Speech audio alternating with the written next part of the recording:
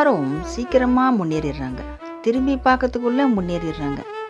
என்னென்னவோ குறுக்க வழியில போயிட்டு அநியாயங்கள், அக்கிரமங்கள்லாம் பண்ணிட்டு, அவங்க ரொம்ப மேல வந்துடுறாங்க திடீர்னு.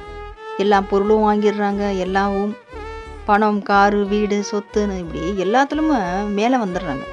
மேல வந்துட்டு உண்மையா இருக்க நம்மள பார்த்து ஏளனமா பேசுறதும், நம்மள மனச நோகடிக்கிறதும், இந்த மாரி வேலைலாம் செஞ்சுக்கிட்டு இருக்காங்க. இதெல்லாம் கடவுள் பார்த்துட்டு சும்மா தானே இருக்காரு. அப்படின்ற மாதிரி நம்ம நினைக்கவே கூடாது. கடவுள் பார்த்துட்டு இருக்காரு.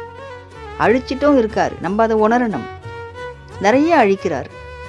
என்னென்னவோ நோய்கள் வந்தது.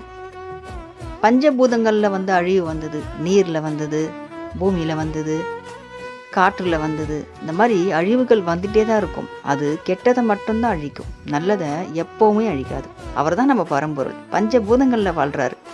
நம்ம சிவம் எனும் தந்தை பஞ்சபூதங்கள்ல வாழ்றாரு.